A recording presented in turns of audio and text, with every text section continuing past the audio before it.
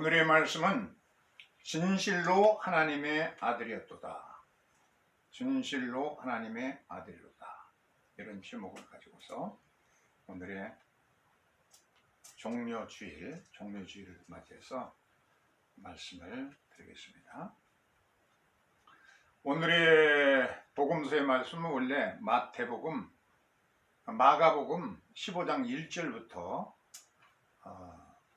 거의 마지막까지 긴 본문입니다. 그 가운데 일부를 본문으로 읽었습니다. 빌라도가 이제 명절을 맞이하면은 관례대로 죄수 하나를 놓아주게 되어 있는데 누구를 놓아주기를 원하느냐? 나사렛 예수를 놓아주겠느냐? 아니면 바라바를 놓아주겠느냐? 하고 그렇게 질문합니다. 나사렛 예수가 빌라도의 오른쪽에 서 있고 자색 옷을 입었습니다. 그리고 아주 흉측스럽게 생긴 바라바, 죄수 바라바가 있는데 둘 중에 누구를 선택하겠느냐? 그러니까 백성들이 제사장들의 선동을 받아가지고 바라바를 놔주시오, 바라바고 고함을 칩니다. 그래서 빌라도가 민중의 소리에, 군중의 심리에 그냥 끌려가지고 바라바, 악독한 죄수였던 바라바를 놓아주고 예수는 십자가에 못 박도록 내줍니다. 예수는 십자가에 못 박도록 넘겨주게 되는데 그때 빌라도가 그의 제패를 씁니다. 그럼 뭐라고 쓰이느냐면은 거기에 나사렛 예수 유대인의 왕이라고 히브리어로 위에 크게 쓰여 있고, 그 다음에 이제 헬라어로 또 쓰여 있습니다. 그 다음에 마지막에는 라틴어로 또 이렇게 세 가지 언어로서 유대인의 왕 나사렛 예수라 이렇게 이제 제패를 쓰고, 유대인의 왕으로 예수께서는 이제 주께 제목이 그겁니다.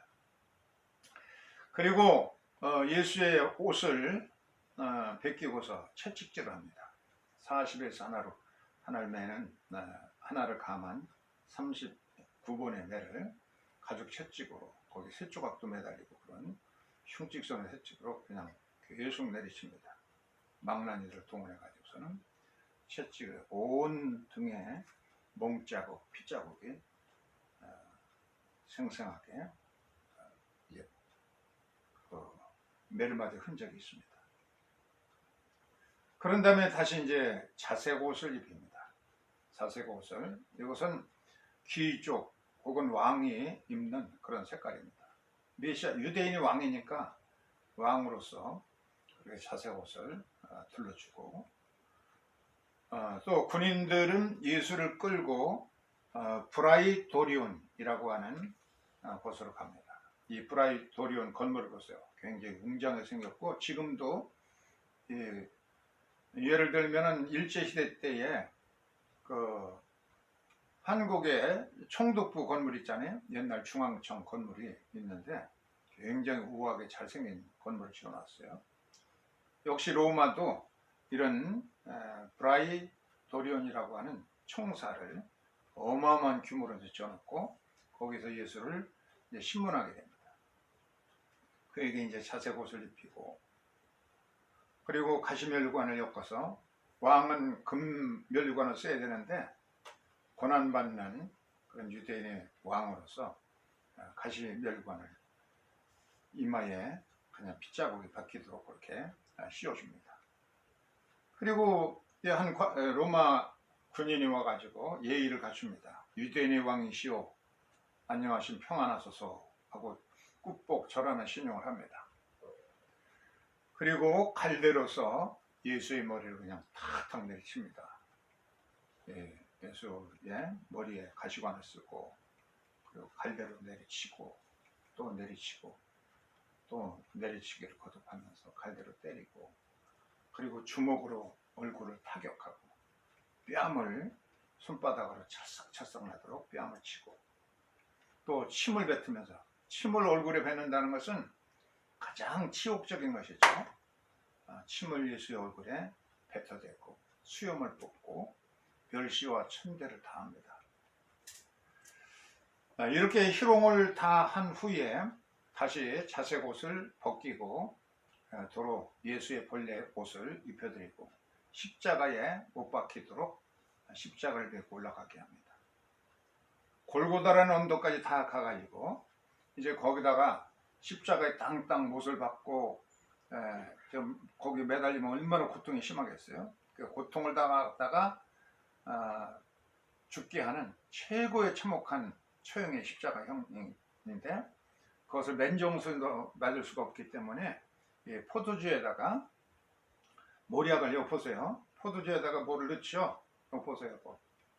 이게 모략입니다. 모략을 타서 그러니까 아주 독주이기도 하고 하나의 그 무슨 그 고통을 적게 하는 그렇게 정신을 흐릿하게 하는 그런 정도의 독주에다가 중화작용을 하는 그런 모략의 포도주에 모략을 탄 포도주입니다. 그런데 주께서는 보세요. 손이 거부하는 뜻이죠. 예수께서 거부하셨습니다. 맑은 정신으로. 다른 사람은 독주를 마시고 아주 정신이 흐릿한 상태에서 그 고통을 이겨낼 수가 있는데 예수님은 그 당하는 모든 고통을 맨정신으로 맑은 정신으로 맞기 위해서 이것을 거부합니다. 그 때가 이제 제3시가 되었습니다. 3시면은 오전 9시가 됩니다. 그때 예수께서 십자가에 이제 높이 세워져서 양손이 못 박은 자국이 얼마나 찢어지는 아픔이 있겠어요. 머리에는 가시금 멸망을 쓰고 지난 밤에 밤새껏 기도하다가 잡혔으니까 계속 헤롯의 법정으로 가야바의 뜰로 아나스의 법정으로 또 마지막에는 새벽녘에 빌라도의 법정까지 쓰셔가지고선 이리저리 짐짝 끌려가듯이 끌려다녔습니다. 잠도 하나도 못 잔 데다가 매를 맞았죠. 멸시와 천대를 받고 십자가를 치고서 가자니까 얼마나 힘들었겠어요. 그런 그 예수님에게 제목은 나사렛 예수, 유대인의 왕이라는 제목으로 이제 십자가 초원을 밟고 있는 겁니다. 이때에 예수님만 십자가에 못 박힌 게 아니라 좌우편에 강도, 2명의 강도가 있었어요. 좌편에 있는 강도의 이름은 게스타스로 나중에 알려졌습니다. 게스타스는 이제 강도기 때문에 칼을 들이대고 목숨이 아깝거든 재산을 내놔라. 남의 재산을 강탈하고 심지어는 죽이고 그러던 어떤 강도죠.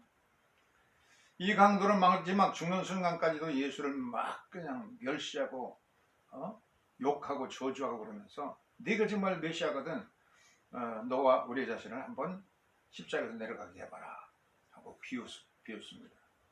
배때기를 이렇게 내놓고 예수를 멸시하고 있죠.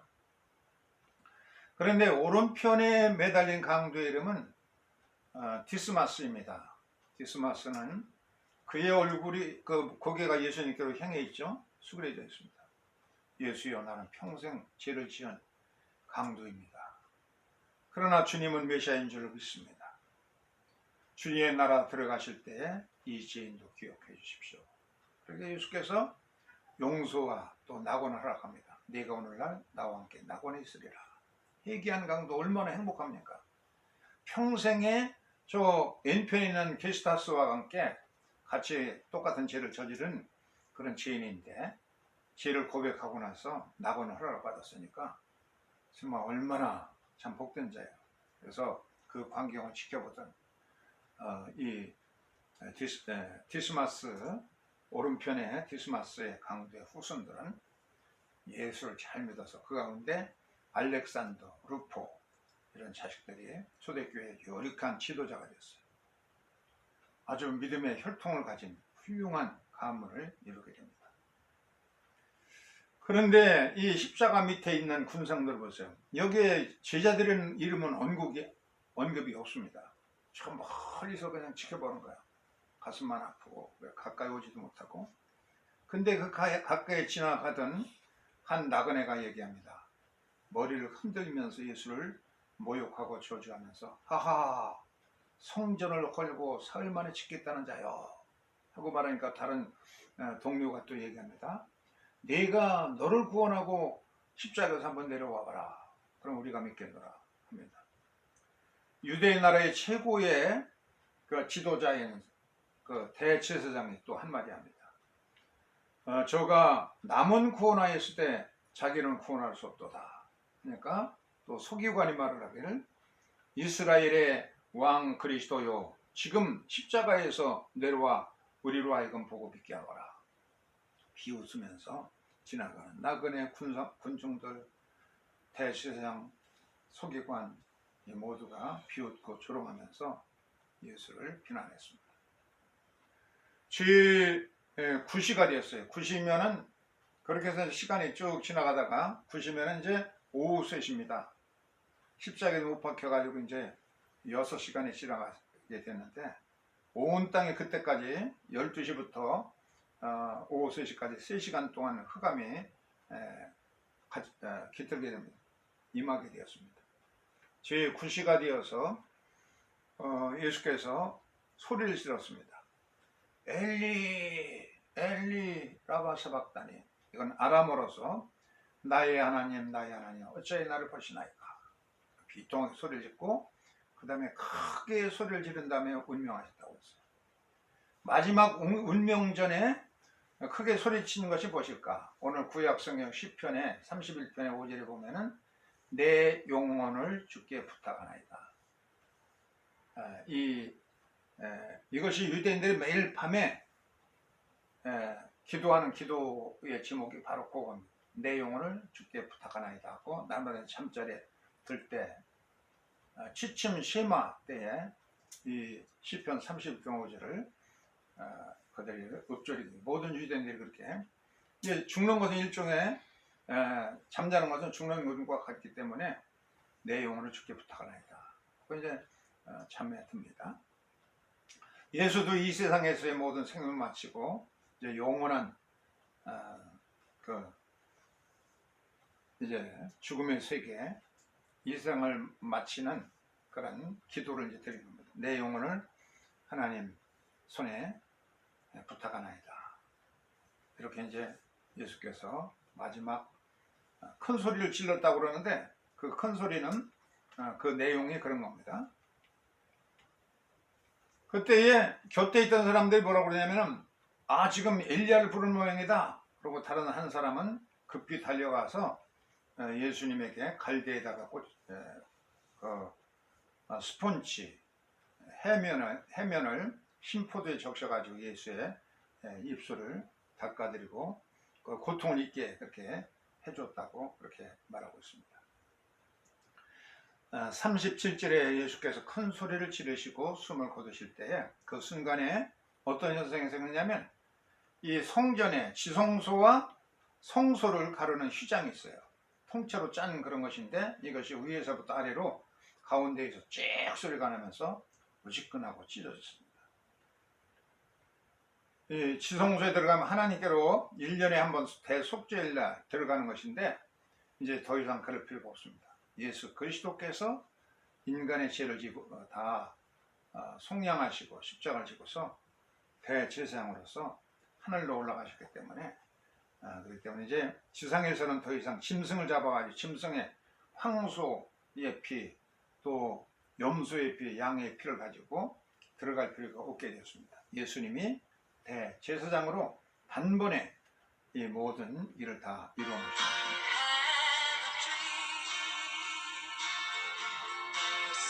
이때 이 모든 것을 지켜보던 총책임자인 백부장이 로마의 백부장이 얘기했습니다.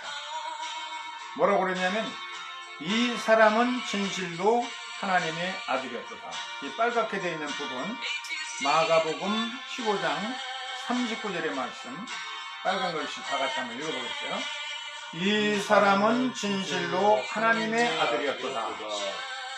예수님을 고문하고 얼굴에 침을 뱉고 주먹으로 때리고 그리고 뺨을 갈기고 등에 40에 사날 가문매를 채찍으로 내리치고 이렇게 벌거벗고 십자가를 지게 하고 이 모든 고문을 가했던 그 총책임자가 로마의 백부장인데 이 진실의 모습을 전부 지켜보고 예수님은 참으로 진실로 하나님의 아들이었다 그렇게 신앙 고백하게 했죠.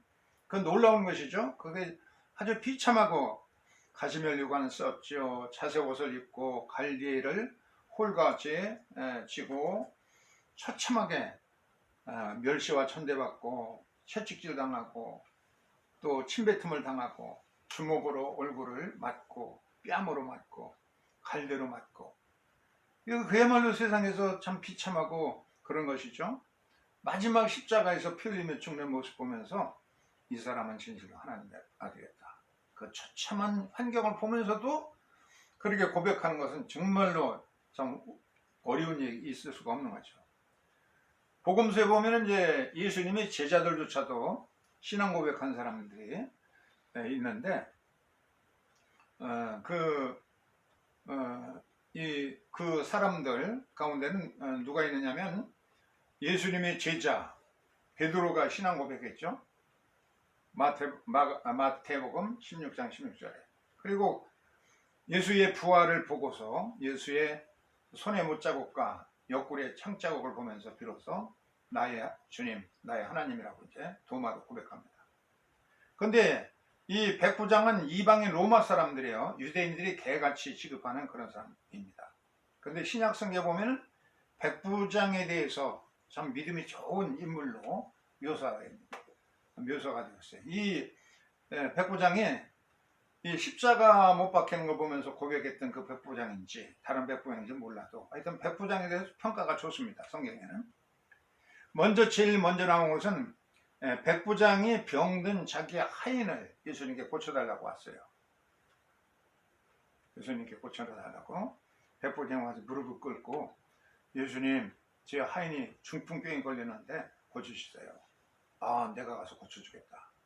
그러니까 예수님, 저희 집에까지 오실 필요가 없습니다. 말씀만 하시면 멀리 떨어져 있는 제 하인이 나을 줄 믿습니다. 예수께서 보시고 내가 이스라엘 전체를 다녀봤지만 이렇게 좋은 믿음을 가진 사람은 처음 봤다. 그리고 이방인인 백부장의 믿음을 칭찬해 줬어요. 그리고 너의 하인이 나을 것이다 하고 말한 즉시 그 하인은 깨끗하게 나았습니다. 얼마나 백부장의 믿음이 좋아요. 유대인은 그런 믿음을 본 적이 없다는 거예요. 이스라엘 안에서는.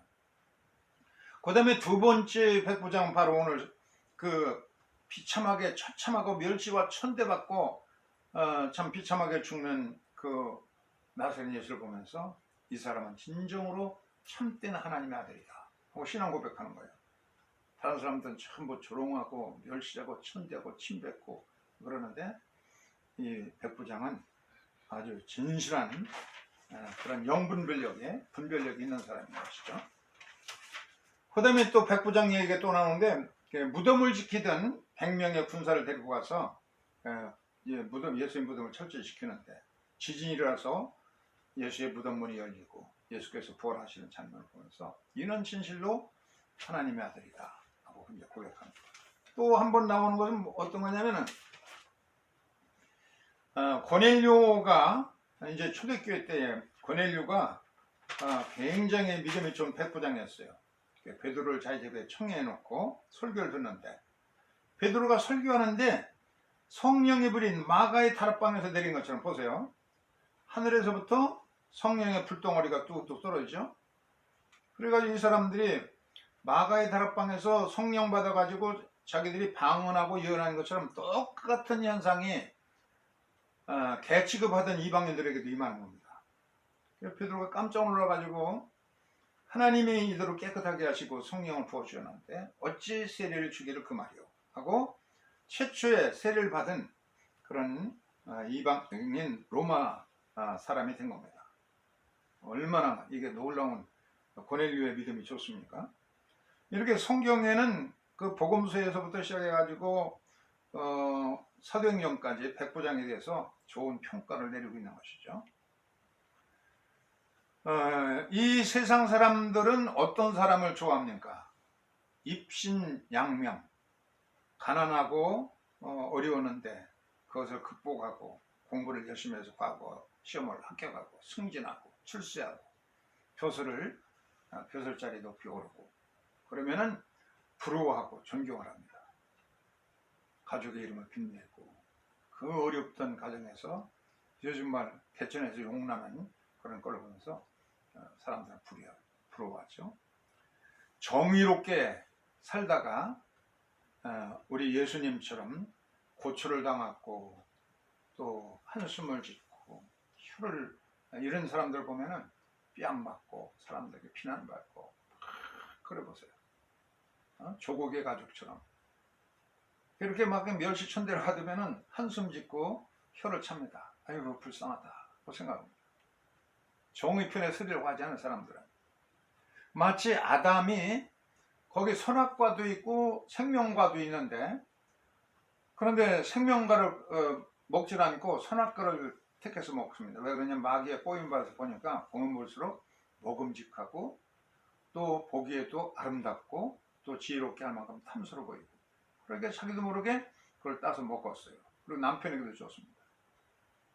이렇게 매력적이고 아주 현혹적인 것 이런 것을 좋아하는 겁니다. 그럴듯하고 있어 보이고 그러면은 환영적인 우월감에 사람들이 빠져가지고 그런 데에 야합하고 부러워하고 어떤 사람은 자기 옷 어떤 목사님 그러더라고. 김 목사 내 옷 좀 만져봐. 이게 150만 원짜리인데 이거 평생 입어주지 못할 거야. 그래서 옷 자랑하고 예제트 타고 다니는 걸 자랑하고 사람들이 전부 그런 거 있어 보이는 걸 좋아하나요? 있어빌리티, 있어 보이 우아하고 고급 명품 가방 들고 다니고 이러면 좀 있어 보이면은 그런 걸 부러워하는 그런 세상의 모습입니다. 아담이 그랬으니까 사람들이 그렇게 끌려가는 겁니다. 근데 로마 백부장은 유대인도 아니고 이방인이에요. 근데 이 사람 분별력이 있어요. 그 멸시천대를 받고 침뱉음을 당하고 그런 걸 보면서도 예수께서는 그들을 용서하는 기도를 드리고 그걸 보니까 눈물이 나오고 그냥 마지막 예수의 운명하는 장면을 보면서 이 사람은 진실로 하나님의 아들이었다고 이방인이지만 깊은 신앙 고백합니다. 영안이 밝은 거예요. 유대인들보다도 더 제자들보다도 영안이 밝으니까 진실을 깨닫게 됩니다. 세상 사람들은 진실이 어떻든 사람들이 우러러보고 그냥 겉으로 탐스럽고 아주 비싸 보이고 그런 고급스러워 보이면은 거기에 현혹이 되고 매혹되는 겁니다. 그러니까 진리가 자꾸 말살되는 거예요. 그런데 백부장은 이방인이었고 권세도 있고 그렇지만 분별력 있고 영안을 밝혀볼 수 있는 그런 사람이고 진실을 찾고 정말로 성실하고 훌륭한 신앙적인 인격을 갖게 됩니다. 우리들도 이런 백부장님과 같이 권모사복을 보면서 그 우월감에 빠져가지고 현혹되고 미혹되고 자꾸 그렇게 하지 말고 이 백부장 같은 분별력을 가지고서 이 사람은 진실로 하나님의 아들이었다. 사람들을 침뱉고 주먹으로 갈기고 뺨을 때리고 칼들을 머리를 치고 가죽 채찍으로 내리치고 멸시천대를 가고 오늘 구약성경에 보면 이미 이사야서 50장 4절로 9절에 보면 고난받는 종의 모습에서 다 이혼했잖아요. 주먹으로 치고 침뱉음을 당하고 뺨을 때리고 수염을 뽑고 갈대로 치고 그럴 것을 이혼했습니다. 그런 걸 보면서도 이 백부장은 이는 참으로 진실한 하나님의 아들이다 하고 신앙 고백합니다. 세상 모든 사람이 아담처럼 지금도 그냥 그럴싸하면 고급 옷을 입고 고급 승용차를 끌고 다니고 그냥 멋있는 저택에서 살고 명품을 가지고 다니고 그러면 그걸 그냥 부러운 듯이 현혹되는 겁니다. 백부장처럼 그러지 말고 권세가 있고 이 사람 높은 지위를 가진 사람이에요. 그렇지만 진실을 찾는 겁니다. 이 사람들. 그래서 그 매맞고 침뱉음을 당하고 멸시천당 받는 그분 예수를 보면서 이는 진실로 하나님의 아들이었다고 고백합니다. 외정시대 때에 황해도 재령이라는 곳이 있어요. 이 지도를 한번 보세요. 지도에 이 주홍색 표시가 있는 게 재령입니다. 재령 평야 지대인데 빨간 표시를 했죠 지금. 이게 이제 재령인데 이 재령에 복음이 일찍 들어갔어요. 그런데 이 재령의 학교 앞에서 문방구를 경영하는 그런 그 사람이 있었어요. 정찬유라고 하는 사람이 1881년도에서 재령에서 태어났어요. 재령하면 유명한 거 뭐냐면 그 무슨 KBS에서 전국 노래자랑하는 사람 있죠? 그 이름이 누구, 나이 많아가지고 돌아가신 분 있죠? 전국 노래자랑하는 사람 누구예요? 송해의 고향이 저기에요, 재령. 근데 그 사람 주일날마다 가서 자꾸 공연하고 그래야 되기 때문에 교회를 못 다닌 것 같아요. 여기에 이제 정찬유라고 하는 사람이 살았어요. 문방구를 해가면서 어렵게 살았는데, 문방구를 접고 철물상을 했어요. 그래서 건축자들을 취급하다 보니까 건축붐이 일제시대에 최신식 건축붐이 일어나니까 그냥 건축자재가 막 없어서 못 파는 겁니다. 떼분을 그냥 막 긁어모았습니다. 큰 부자가 되었습니다. 그래가지고 자기 집을 지으려고 마련해냈던 30판을 무명으로 교회에 헌금했어요. 먼저 교회 먼저 지어야지, 내 집 먼저 지면 되겠어. 이 30판을 가지고서 우선 3만 평의 땅을 사서 이제 거기다 교회를 짓는 거예요. 그래가지고 요즘 돈으로 금 시세로 하면은 한 60억, 5, 60억 되는 돈이라고 해요. 5, 60억 가지고도 속주 건물로 뭐 많은 사람이 들어갈 수 있는 큰 건물을 짓게 어려운데, 그래서 바로 이 정찬유가 이런 사람이었어요. 사진에 나오는 이 사람이요. 정찬유. 집사였는데 그 당시에. 그래서 이게 속주 건물로다가 이렇게 교회를 지어놓으니까 이 장로교인데 장로교 총회가 여기서 열렸어요. 평양에도 그 당시에 있던 유명한 교회가 장대현 교회인데 이게 목조 건물로 이렇게 진 거 아니에요? 비교가 안 되잖아요. 재령이 이렇게 부유한 것이었고, 이 정찬유가 이렇게 자기 재산을 털어가지고 자기 집을 짓지 않고 3만 평의 대지 위에다가 교회를 이제 지어놓고 학교도 명신학교라고 짓고 여학교를 짓고 있습니다.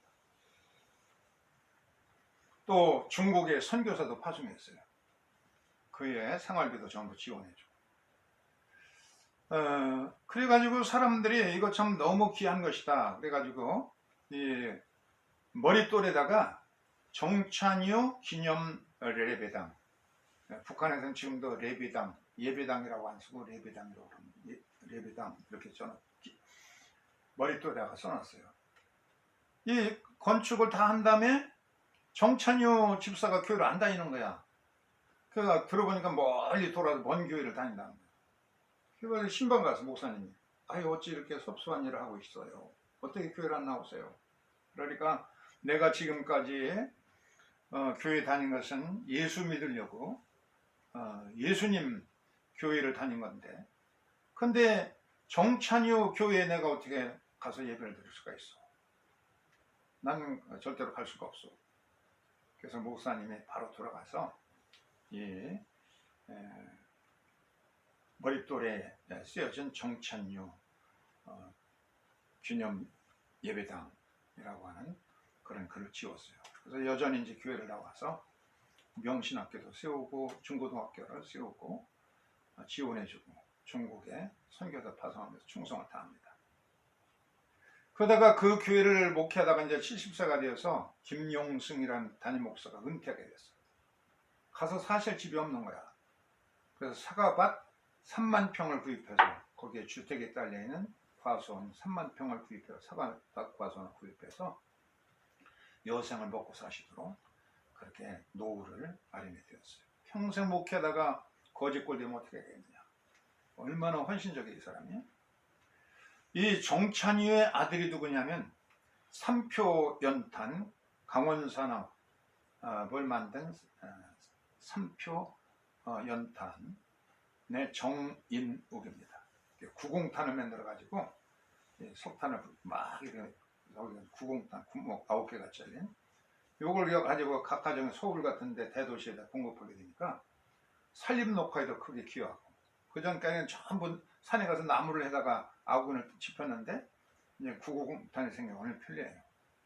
그리고 이 사람들이 아버지가 그냥 너무 검소하게 살았기 때문에 양복 한 벌 사면은 평생을 입고 그러면서 알뜰살뜰하게 경영하면서 이 직원들의 복지를 위해서 크게 잘 운영하는 그런 운영 정신을 아버지로부터 배웠습니다. 그의 손자가 누구냐면 정도원, 그리고 증손자가 누구냐 정원식 총장, 서울대 총장까지 하고 국무총리까지도 한 것 같아요. 이렇게 십자가의 정신을 가지고 참 알뜰살뜰 벌어서 자기 입질내다가 교회 먼저 건축하고 거기에 자기 이름을 빼게 하고 헌금을 하도록 무명으로 하고 완전히 자기를 비우면서 겸손하게 부자가 되었다고 해서 좀도 허리허식에 빠지지 않고 검소하게 살면서 남을 돕고 은퇴한 목사님 돕고 선교사를 보내고 자기를 비울 때 검소할 때만 이렇게 할 수가 있는 거예요. 이 생에서도 자기의 후손들이 이렇게 잘 되니까 복을 받은 것이고 내 생에서도 상급이 있는 그런 삶을 산다는 것은 바로 십자가의 정신을 가지고 살아가는 겁니다. 이 말씀을 기억하면서 잠시 묵상 기도를